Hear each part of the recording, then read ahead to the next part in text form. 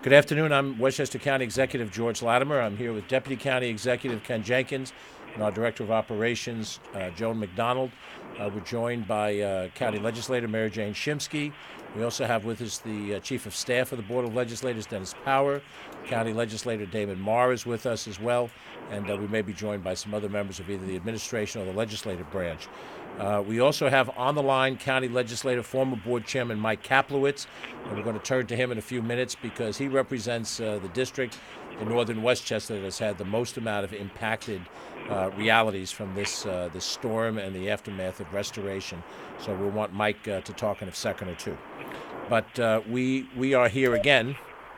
We are here again. County residents are dealing with the aftermath of a storm without power. And this is now becoming a more continual problem than we have ever anticipated. What would you like me to do here? Okay. Technology comes first. Are we good? Okay. All right, we'll start again. Here we are again. Westchester County residents are dealing with the aftermath of a storm in which power is out. We are in day 3 of the time frame from when the incidents occurred 2 nights ago, and power was lost originally around Westchester County. There's a level of frustration for those who've lost power, in many cases people who have now lost power for the second time in a few months, and the prospects of restoration, whatever they may be, there's still the problems of inconvenience and worse that have happened as part of this process. The frustration exists and the desire to have answers are there, and we want to have answers too, those of us in county government. There are authority that resides in the county government to do certain things, the local governments to do certain things, the state government to do certain things, but most importantly, in the 2 major utilities, NYSEG and Con Edison, to respond to this. This particular storm hit us very hard in the northern part of Westchester County, the northern tier of communities. If you know the map from Yorktown to Somers to North Salem, right along the northern tier, just below North Salem, Lewisboro, in the Golden Bridge sections particularly.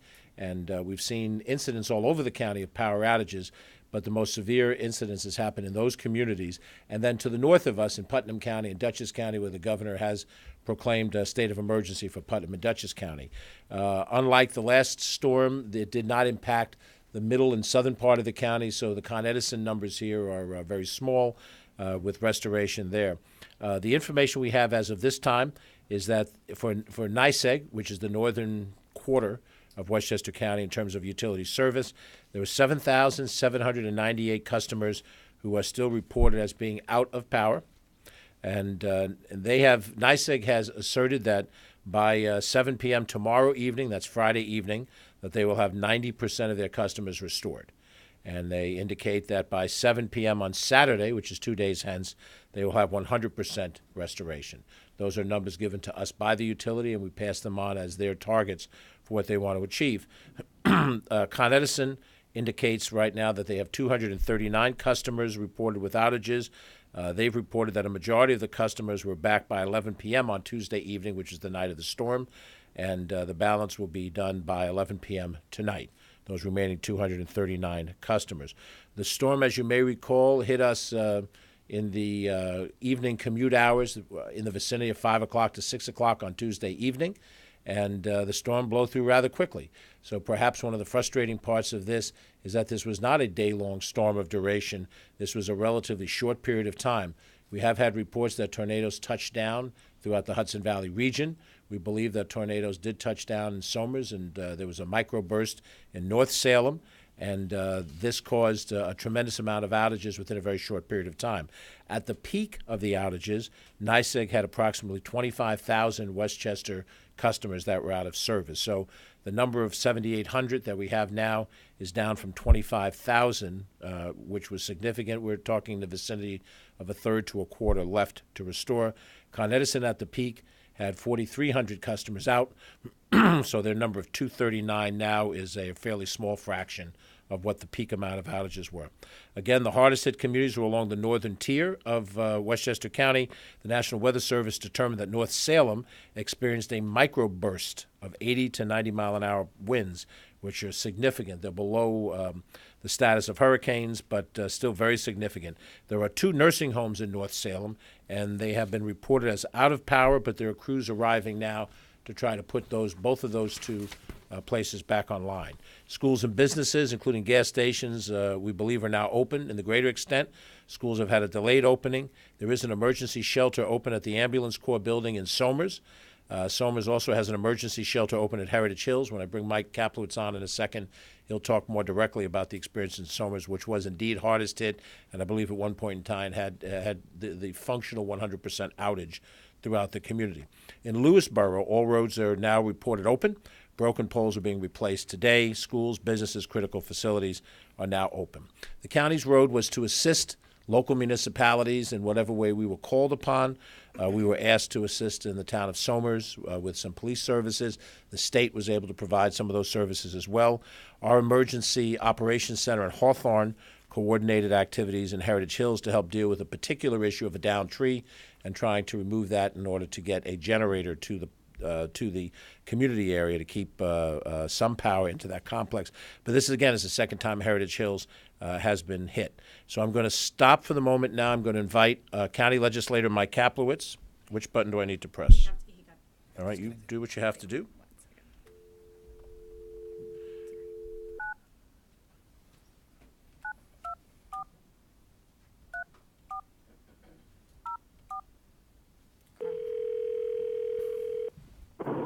Hello. Hi, Mike, this is George Latimer. You're on live with members of the press at our press conference. We appreciate you taking time. Legislator Mike Kaplowitz has been on the ground in Somers and Yorktown throughout this time frame, so we appreciate his availability by phone. Mike, would you like to share what your experiences were and are at this point? Sure. Good afternoon, everybody. Calling from the land of no power, ground zero, if you will, or what's called Thursday for New York State Electric and Gas. It is the next in a series of these incredible power outages. Some gross statistics. Somers is 9,277 NYSEG customers. As we stand and sit here today, right now we are out 4,707. 50% of Somers still has no power 2 days after this event. 25% of Lewisboro, 25% of North Salem, and about 28% of all Westchester County in the NYSEG service area. And Heritage Hills, which is generally an older constituency, still has over 200 people in the shelter up there. Red Cross has been assistive of food. Very, very spotty in terms of who has power, but at least 50% do not. And restoration is, they're aiming for a 90% restoration by tomorrow night at 11:45. So 4 days in, and Saturday for others, we are out from a 30-minute, albeit tornado-driven storm. But the frustration, the bewilderment, and frankly the anger is just absolutely palpable. Schools were out yesterday on a delay again today. There's no question that, this deja vu is just a very, very bad situation and a feeling time after time. We never had it like this. Why, what the etymology is, you'd have to ask experts greater than us on the ground, but we know what the problem is. The question is, what's the solution? Because insanity is, of course, trying to do the same thing each time and hoping for a different result. And yet we have these tremendous outages, and the length of these outages is significant. The millions of dollars in cost to businesses, homeowners, alternatives, lost groceries, schools out, is almost incalculable. And we have nice people, but they just seem to be incapable of avoiding this problem in the first place and doing anything about it once it happens. I had a NYSEG official just today acknowledge to me that they very much need new technology. They very much need resiliency measures. And yet we are no closer to those new technologies and resiliency measures. So one legislator on the ground has been driving around Somers, and the post office is still out in Golden's Bridge, and Somers downtown area still has very spotty area, and again, thousands are still out throughout the region, is that it's time for an independent assessment. We just don't trust NYSEG. We just don't trust the Public Service Commission. And it's time to take an independent review. I'm going to be sending off, along with Kitley Koval, legislator from the other devastated portion of northeast Westchester County, a letter to all our officials, starting at the governor, saying that we need an independent assessment. We need best technologies. Why the other areas seem to avoid this problem? What are they doing? What measures are they taking? And we need, frankly, the utility to pay for it, but we need an independent assessment to see what technologies and resiliency can be brought. We can't wait 3, 5, 7, 10 years. We can't wait for global warming to be brought under control. It's only going to get worse. This is the second major outage in 2018 alone, and this is just not acceptable. Mike, from your experience in dealing with the local DPW crews, were they at the ready to assist in their portion of the role of this from these various towns? It continues to be the same problem. The problem is that the DPWs have chainsaws in hand, ready to go ASAP, but the wires are live, or they're not sure if they're live, and they can't cut. So we don't have the municipal reps to the extent that we need it. They always say they're bringing in crews. The mutual aid is a joke. My idea is you put people on a plane. The technology these days lets you fly in crews, and within 2 to 4 hours, you have them at Westchester County Airport, pick them up, add a third guy to a crew, and then have additional mothballed equipment on a mutual aid basis where all the utilities, yes, pay for this equipment through the tariff, and then these guys jump on that equipment instead of waiting for them, because in this case, they were able to go to Canada. So my representative from NYSEG told me they just crossed the border, they're coming down. Well, every day that they're still driving is a day that people are not, restoring, forget assessment, forget cutting. Just today, Mr. County Executive, just now I got confirmation from Mr. Morris, the supervisor in Somers, that the roads are now clear in Somers. 48 hours and the roads are clear. Now they're starting to work on restoration. How many millions of dollars and inconvenience did that cost for the 24-hour, nevertheless the 48-hour period? And looking forward, we're still looking at 48 hours where not even 100% of the people will have back their power from this 20-minute, albeit strong storm. So, no, the utilities are not doing enough, even at the make safe and road clearing basis. Well, Mike, thank you for sharing those thoughts. We're going to mention a few things. Please stay on the line, and if there's any questions that you have for Legislator Kaplowitz, he'll be happy to answer them. I'll also invite legislators Shimsky and Marr if they want to share anything of what's happening in their sections of the county as well. Just to summarize as well, on Monday, State Assemblyman David Buchwald and myself will be here. We'll be going over a report that comes out of the mass meetings we've had after the last storm with some very specific suggestions. We're going to look at those from the standpoint of what the state and the county can and should be doing in concert with citizens and local governments. The Board of Legislators will be involved in that process, and then hopefully, and I think what Mike Kaplowitz has suggested makes perfectly good sense, that we need an independent study of the resiliency of this system. It has failed now twice in short order. We have no confidence that the way mutual aid has been allocated and the amount of staff, manpower, and equipment is transparent to those of us in local government that have to meet our services hand in glove with the utility services. And I say this knowing that, there's a lot of defensiveness on the other side of the ball. I think there are people who've worked very hard who work for the utilities, but clearly the bottom line is that when you go 4 and 5 and 6 days without restoration, we have some significant problems. I'm sorry. You have to do this? Okay. It's very difficult to have a county executive trained in the 20th century and provide him 21st century technology. A couple of things that we'll mention, and then we'll go to questions. I'll open up for any other comments, then we'll go to questions. NYSEG does have dry ice distribution, which started this morning at 9 a.m. In Carmel in Putnam County at their operations center at 112 Old Route 6, but that is the only place of distribution. So customers in need in any of the northern Westchester communities will have to go to Carmel to pick up the dry ice. We have not much else that's worthy of continuing on. We'll go to questions in a second. I'll ask Ken Jenkins if he'd like to add anything. Nope. Or Joan McDonald. We're good. To our colleagues in the legislature, Mary Jane Shimsky, Damon Marr, anything you'd like to share with the press regarding your experiences, your district's experiences. Okay, if you do have something, please feel free to share. Damon Marr represents the 10th Legislative District, Eastchester, Tuckahoe, and the northern end of New Rochelle. Thank you, Mr. County Executive. It was interesting to hear that Con Ed says total outages right now are 239. I know a neighborhood in New Rochelle that was just in contact with 40 homes out just there, which seems a very large percentage for a southerly part of the district, of the county. And again, deja vu from last time. They've been told twice, times when they would have service restoration, and those deadlines passed, or those projected times passed, and now they're being told again 11 p.m. tonight. That's all I have. Okay, thank you, David. Those are the only ones I've heard from. Well, the one thing that is fair to say is that members of our legislature and also other legislative individuals, the state assemblymen, the senators that represent Westchester County, I've served in these roles, so I know that they're out surveying situations locally, trying to make assessments, understanding what's happening in their districts.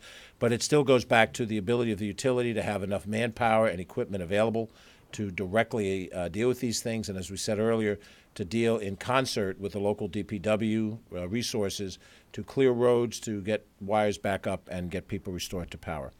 With that, I will stop our general comments, open up to any questions. If we can answer it, we will. If it's a question that we can't answer on the spot, then we'll do some digging and try to provide you the information as a follow-up through Catherine Chaffee and her communications team. Andy? So, as I understand it, is one of the issues that the local DPW crews are ready to start cutting trees down and clear them, but they need the utility company to come in and make sure there are no live wires, and that causes a delay? Yes, the sequence of events, and I think Mike Kaplowitz was pointing this out, the sequence of events is as follows. You see a tree down and you see wires around the tree. Before you can touch the tree, you have to determine are those live wires. If they are live wires, then they have to be shut off. And that is what the utility company crew is trained and able to do. Then, once they have assured that the wires are not live, they can be moved out of the way, and then the DPW departments across the county and the county's assistance with DPW then removes the obstacles in the road. Then the utility company workers reestablish the connection, either if it's a pole down or just wires down, they reestablish the connection, and that restarts the power structure in that area. So it's a three-step process. The utility companies are in the first step and the third step, and as I said earlier, they have to mesh hand in glove with the local governments that do the second step. And I think probably, what we saw in the March issue is happening again here, which is the inability for the local governments to be given reliable information about what deployment of utility crew will occur at what location in their community. If you've been, as one example, in Pound Ridge, which is a fairly rural community in Westchester County, they have in their town hall a rather elaborate display on screen to show every single incident in their town as to where power may be down, lines are down, power is out. So they're in a position as a DPW to say, okay, we know that the crew from NYSEG is going to go here. We can mesh our DPW team there and then accomplish that, then move on to the next one. And generally, it's the local government that identifies what are the priority situations because they know the lay of the land. The utility company generally talks in total percentage of restoration. So if you have an apartment building, as an example, there are no apartment buildings, significantly so in the North Salems outside of the these nursing homes we've talked about, but the multi-use families, if you put 20 customers or 50 customers back online, that's 50 against your percentage. If you go out and handle a cul-de-sac that's got 4 houses or 6 houses on it, that's 6 customers put back online. The utility companies have traditionally made the decision of where they will allocate their resources without necessarily meshing that information with the local government. And as I said in March, and I say it again, that is a mistake. There needs to be a joint prioritization between the local government that knows certain things on the ground and the utility companies, which does not have a permanent presence there. Now, they have liaisons in the local town halls, and many times those liaisons can't make the final decision. They have to go to senior management someplace else, and the senior management makes the decision, okay, fine, send a crew here, then we'll go there. And it is in that lack of effective coordination that we think much of this problem lay. Other questions? Yes, sir. What do you think is like an acceptable and realistic time of restoration? You said like 4 days is Well, it's hard to say. Certainly, a day or two after an incident, depending on how severe the incident is, I think most people understand. No one is happy to have their power out. During Hurricane Sandy, my power in my personal house was out for 6 days. We understood it was a hurricane. It was regional, structural, across the board. One of the frustrations, I think, tying into what's an acceptable amount of time is the amount of accurate communication you get when you interact with the utility company. If the utility company can tell you on day one that you're going to be out for 3 or 4 days, you're in a position to make a rational decision. You might say, I'll stay with a friend or a relative. We'll stay out of the house for a couple of days. Now, right now, the weather is pretty good. It was not good back in March. And so you're not in the same situation about cracking pipes and things that were a concern when that happened. But you can make a rational decision if you get accurate information. But if you get no information at all, you don't know if sheltering in place is a 1 day, a 2 day, a 3 day affair. So you can imagine what's acceptable. If you're there without information, by day 3, you're starting to be pretty agitated about it. If somebody told you, we've assessed the overall situation, it's going to take us 4 to 5 days, and you have the option to shelter with, go to a hotel or whatever you can do, then you approach a 5-day gap differently than you approach a 3-day gap that you don't have any advanced information over. So I think that really determines in the minds of the individuals. Now, what Mike Kaplowitz said, and I'm sure the other legislators feel this as well, there's a sense of frustration that we have in government that something happens, it happens again, and nothing functionally changes. So now the question becomes, over and above any self-analysis that a utility does, we need some external entity to do an evaluation and to make an assessment of what's needed to change this situation. People will say, I'm sure you hear it when you talk to people in the street, they say, we need to put more of our lines underground. Some folks will say, well, we need more use of generators. That's going to be a more productive use, particularly when we get to the more rural parts of the county. Whatever those alternatives are, government responds once we know exactly what the challenges are. But to continue to do what we're doing now, which is basically hope that we can get things back without having a game plan, is clearly not acceptable. Next Monday, I hope we'll have some specifics to add into the discussion, and I think that's really where this issue starts to move forward, when we have specific proposals of things we need to do that change the way we do it now and hopefully lead us to having a better response the next time. And I remember during the March storms, and your communication with NYSEG was iffy, if that. Has it been improved at all? Or? Well, in March, I think the great criticism of NYSEG was that they shut down their communication system from Friday through Saturday into Sunday. And of course, we've had subsequent communication, and they certainly wanted to make up for that lack and admitted a little bit along those lines in the week following it. But the initial dialogue that I've had is that NYSEG has been difficult to reach over the last few days. Now, they probably have had some senior management deployed. And in fairness, NYSEG had a real disaster on their hands all over Putnam County. For us, fortunately, it was not universal in Westchester. But if your power is out, that's pretty universal to you. And you don't really care that somebody in another part of the county you live in was okay. You care about you being out. So I once again, I think there's an assessment of what happened and how it happened, and it has to be tied to what are we going to do differently about it? What are we going to expect to see differently? And I'm not looking to pass the buck, but the reality of it is the Westchester County government has a limited role to play in these things. And we have to play that role as best as we can. But we can't order by governmental diktat what the utility ought to be doing. We can't override their managerial decision to deploy resources where they do. So we become lobbyists, advocates, agitators. Everybody's seen my video where I lost my temper about this. And the funny thing is, people who know me for 30 years, I never lose my temper. This was serious enough to lose your temper over. And I understand I rattled some cages on the other side, and I did it because there was a reason to do it. You don't do it just out of personal anger. You do it because of the frustration that you heard in Mike Kaplowitz's voice, and we have heard in the voices of the people we serve who come to us, and they don't speak in modulated tones. They're angry beyond anger, and particularly when it's the second time that's hit them. Now, is there an issue with NYSEG? We keep hearing mutual aid. Is there an issue with manpower there? Do you know anything about that? Well, I don't think any of us can speak to specific numbers. I don't think we have that data within our hands. But I think we believe two things as general, and any of my colleagues correct me. Number one, that there is not enough ongoing permanent workforce to be able to handle crises of a certain level and above. And that may be part of a business model that a company does. Every company, including this government, has reduced its workforce to try to save money, to try to project less expense, which is fine until the need for that workforce becomes manifest. And these crises has made that need manifest. So I would suspect that an objective analysis would say you have taken your manpower, your in the field workforce manpower, to lower levels than you should be. Why have you done that? Point two, because you're relying on mutual aid. Well, mutual aid comes from other utility companies that can spare the manpower and can channel it to you to help supplement what you have to do.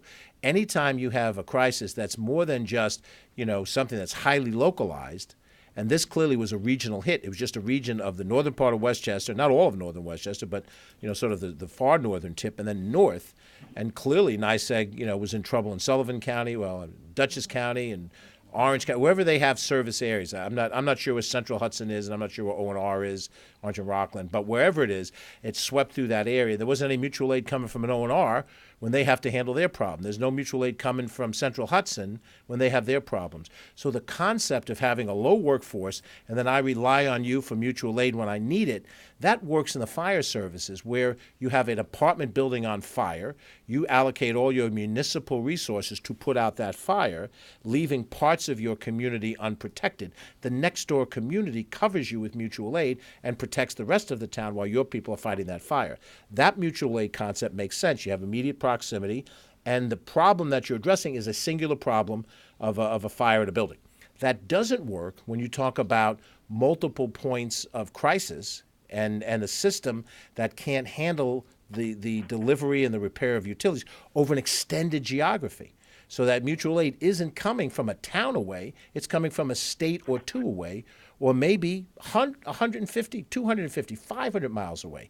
Then all of a sudden mutual aid just can't get there. And the point Mike made was about potentially having equipment available in some location that you can access for crisis purposes, because the alternative is you're in Indiana. Get in your truck, drive on the Indiana Toll Road to the Ohio Turnpike. I've done this drive. You may have too. To I-80, 6 hours across Pennsylvania, 2 hours across New Jersey, and hopefully you get into town in time to address something when you're in day 2 or 3 or 4 of a crisis. So that's really the concerns of how these things fit together. Other questions that anybody may have? Andrew? You guys are talking about the communication. NYSEG's tweeting out that they have people at the Westchester Emergency Operations Center Right. working with Con Ed and working on storm recovery. Have you guys been, I don't know if you've been to the Operations Center? What if you want to answer it? Yeah. Okay, good. Yeah, we opened our emergency operations center Tuesday when the storm came in, and we were open Tuesday till midnight, opened again yesterday morning, 7 a.m. till 7 p.m.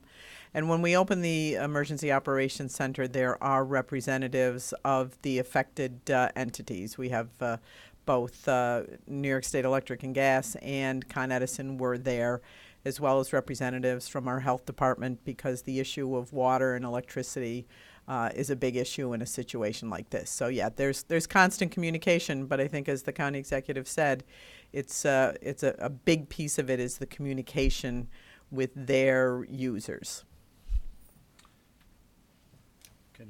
And let me just add one other point to that. I assume you've been to the EOC. Have members of the press been to the EOC, the Emergency Operations Center? If you've seen it, it's a big room, and you have what looks like telemarketing cubicles where individuals from different entities can sit and have interaction with their home base and as well as with each other. That's the concept behind putting everybody in the same room.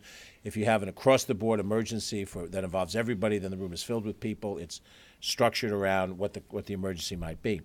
The ability of the person representing the utility company at that table is as effective as the senior management of the utility is in responding to what they're hearing on the ground. And I'm not accusing anybody of anything, but there can be a disconnect between the municipal liaisons who are sitting in the local police station with the other local officials. They're there with other people on the ground saying, I see what the problems you are. They get on the phone and they call some level of senior management up the line, and senior management, which is holding the cards close to the vest, they know how many jacks they have in their hand and how many queens and how many twos, and they're saying, well, we can allocate this much. They're not outlining necessarily for anybody else's assessment how are they allocating their resources? And they know they have limited resources. And so the person sitting at the EOC is in a position to coordinate with others, but they're calling back to get permission. And in business, I had that experience. I served in an off-site location and called the corporate office. The guys in the corporate office are making the decision. Then they're going to tell you what it is you can tell the public. And unfortunately, that system breaks down and has broken down in this crisis. We need the senior managers on the spot, seeing and making decisions on the spot about how to allocate resources based on what they're seeing. And I think that's the best way for them to respond. Now, who am I to say this? It's my opinion. It's what I've observed. I've spent time in business, I've spent time in government, and I've drawn that as an observation. Any other questions for any of us as a group? You're welcome to interview anybody individually if you'd like. And I would encourage you to talk to Mr. Kaplitz. I assume he's on the line, but he can speak to any of you individually if you'd like. And any of our municipal officials will be happy to talk to you. Still here, George. Thank you, Mr. County Executive. Appreciate it. Okay. Thank you, Michael. Thank you all. Have a good day. Hopefully we'll have good news as the day goes along.